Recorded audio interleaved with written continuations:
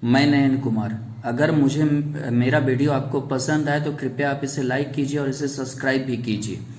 चलिए, आज हम एक ऐसी कुंडली का हम वर्णन करेंगे जिसे सब कुछ होते हुए भी योग और भोग की कमी हो गई। इसका वजह हम इसमें ढूंढते हैं। चलिए, सबसे पहले इस जातक का जन्म 26/9/1973 10 बजे रात भावनगर गुजरात में हुआ।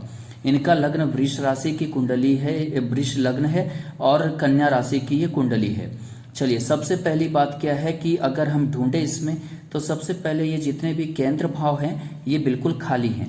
और अगर किसी जातक का केंद्र भाव अगर खाली हो जाए, यानी कि लग्नेश, चतुर्थेश, सप्तमेश और दशमेश अगर बिल्कुल खाली हो जाए, तो उस जातक की जिंदगी में जो है सब कुछ होते हुए भी अगर कुछ भगवान ने बहुत कुछ दे भी दिया तो भी ये उलझे हुए रहते हैं, ये सुखी नहीं हो सकते। इसकी वजह है क्या, इन्हीं भाव को हम सुख का भाव और वर्तमान में जीने का भाव भी कहते हैं। इसी के लिए इनकी वर्तमान जो है वो गड़बड़ कर देती है। सबसे पहले हम देखते हैं कि इनकी कुंडली में बुध स्वगृह है, यानी कि उच्च का बुध है। इनमें जो है पंचम भाव का में उच्च का बुध है, द्वितीय होकर भी है, यानी संचय भाव भी है। अगर हम इसमें देखें तो सबसे पहले अगर बुध यहाँ पंचम भाव में उच्च का रहता है तो इनमें मनन की कैपेसिटी, किसी भी चीज को याद रखने की कैपेसिटी या मतलब कि विद्या का अच्छा योग बनाता है। और ये मतलब कि काफी अच्छे विद्यार्थी जीवन में रहते हैं। दूसरी बात है क्या, ये लग्नेश चतुर्थेश और पंचमेश, यानी कि त्रिकोण और केंद्रेश होकर सूर्य बुध का होना, यानी बुद्धादित्य योग का इन्हें अच्छा फल मिलेगा, जिसकी वजह से काफी अच्छे सामाजिक स्तर पे ये विद्वान व्यक्तियों में गिनती इनकी होगी। अगर यहाँ शुक्र को देखें, स्वगृह षष्ठ भाव में शुक्र उच्च घराने में दोस्ती कराता है, इनके यौवन को बरकरार रखता है, ये हमेशा जवान दिखते हैं और ऐसे व्यक्ति जो है मतलब काफी जो है ये ये काफी जो है अच्छे माने जाते हैं। दूसरी बात क्या है, लग्नेश होकर यहाँ षष्ठ भाव में है, थोड़ा सा क्या है, इन्हें मानसिक तनाव ये शुक्र दे सकता है और कोई भी चीज इन्हें बिना संघर्ष की प्राप्ति नहीं होगी। इन्हें कोई भी चीज की प्राप्ति के लिए हमेशा संघर्ष करना पड़ेगा, हमेशा समाज में जूझना पड़ेगा।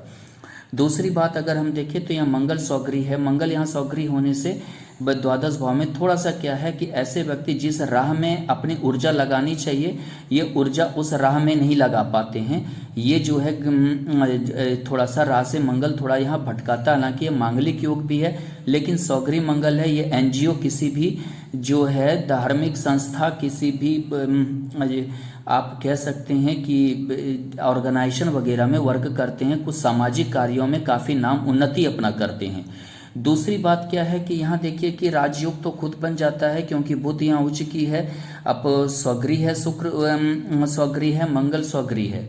चलिए, तो इस कुंडली में ऐसे अगर किसी भी कुंडली में 3 ग्रह उच्च का हो, ये 3 ग्रह या 3 से ज्यादा ग्रह यदि अपने स्वगृह हो तो ये खुद व खुद एक राजयोग का निर्माण करते हैं। चलिए, ये तो हम इस राजयोग की बात कर रहे थे, लेकिन अगर हम देखें तो यहाँ गुरु नीच का है। पर भाग्य भाव में नीच का गुरु होना, यानी कि हमेशा जो है एकादश होके बैठना, यानी इच्छा पूर्ति, महत्वाकांक्षा या जितने भी चीज हैं इनमें ये कमी कर देगा। जितनी इनकी महत्वाकांक्षा है, इच्छा है या लाभ होने की प्रवृत्ति को ये गुरु कम कर देगा।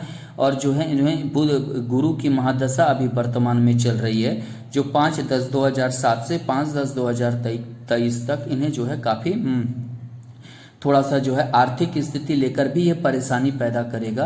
दूसरी बात क्या है, ये अष्टमेश गुरु है। अष्टमेश यानी जो है ये उन्नति को धीरे कर देगा, इतना धीरे कर देगा कि इन्हें जो भी प्राप्ति आज होनी चाहिए वो प्राप्ति आज ना होके काफी समय लग जाएगा और इन्हें उतनी ज्यादा प्राप्ति गुरु की महादशा में नहीं हो पाएगी और इनकी महत्वाकांक्षा इच्छा धरी की धरी रह जाएगी। जो बहुत बार ये आदमी सोचता है या मतलब कि करने की कोशिश करता है, वो चीज़ नहीं हो पाएगा।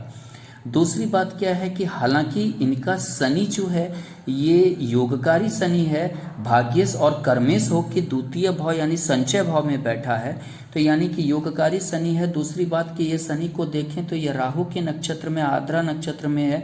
राहु अष्टम भाव से इसे देख रहा है। हालांकि ये राहु थोड़ा सा जो है एक्सीडेंशियल योग या कुछ छोटी मोटी घटना तो ये करेगा, लेकिन ये शनि के का राहु का देखना और शनि का द्वितीय भाव में बैठना, यानी कि इन्हें कुछ संपत्ति भी प्राप्ति होगी। जैसे कि आप कह सकते हैं कि कोई पुरानी वसीयत वगैरह का योग बनता है, कोई इन्हें वसीयत की प्राप्ति होगी।